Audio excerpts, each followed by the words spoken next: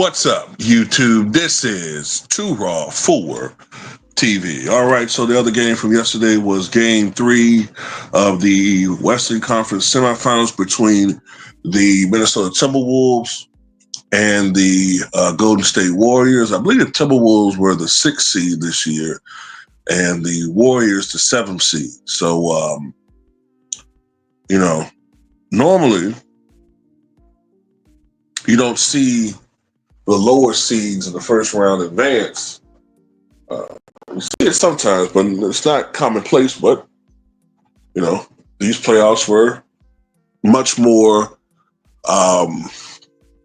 closely, much more competitive, and the individual seeds were only separated by a few games. So the disparity between the upper seeds and the lower seeds is not as great as in other years.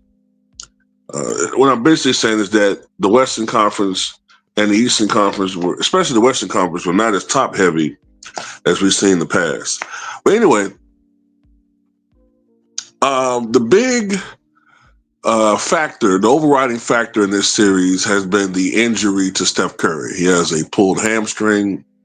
And according to the reports out there, I think it was Shams Charania that put this out there the other day.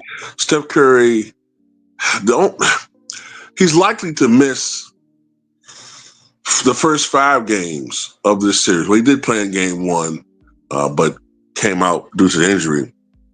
There's a small chance he may make an appearance. He may make an appearance in game 5, but in all likelihood, we probably won't see Steph Curry until game 6. And that's if this series is still going on. So that's a huge loss that the Warriors are trying to compensate for. And it may prove to be too much. Although the Timberwolves definitely are helping the Warriors be much more competitive than they should be. You can make a case that the Warriors could have won this game.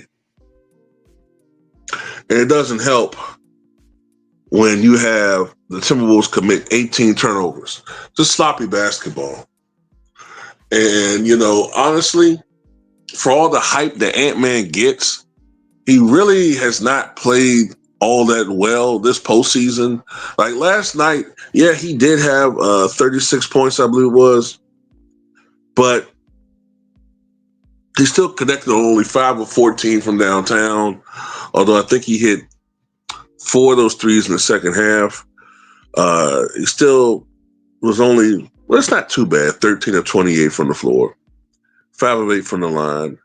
He was okay. He's been playing okay, but for me, for my taste, I think Ant has settled way too much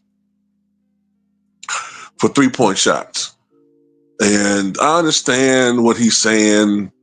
I get it. Part of it is he says that the defense is overplaying him for the drive, so he's having to settle more for threes. But that's not the case all the time. I've watched him. I think what's going on with him is that he's trying to preserve his career. That's what I think is going on with him. He sees the numbers. He knows that the longer that you play as far as driving, being a slasher and all that, it cuts into your prime. It cuts into your career, with very few exceptions. We started seeing Vince Carter do that after a few years in the NBA. He started becoming more and more of a jump shooter with the dunks that were in great regularity the first 3 or 4 years of his career, becoming less frequent as time went on. And he went on to play an NBA record 22 seasons, although I think LeBron James is going to break that record next year. And I got to talk about that in the Patreon. This game was competitive, even though they didn't have Steph Curry, even though Draymond Green fouled out his contest. This game was competitive until about maybe 3 or 2 minutes left into the ball game. And even then, the margin was 103-97, which isn't a huge margin.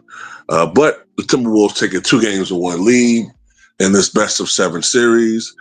And more importantly for the Timberwolves, they take back home court advantage because they win at San Francisco. And game 4 will be on the road for them. And I think if they win game 4, this series is over. I don't see the Wolves. I mean, I'm wrong, but I don't see the Wolves blowing a 3-1 lead against the Warriors with no Stephen Curry. And by the way, where's Draymond Green? Where's Draymond Green? Oh, I know, fouling out, risking technicals, arguing with officials. Get this guy the hell up out of here, man. He's not no goddamn Hall of Famer, man. He's not.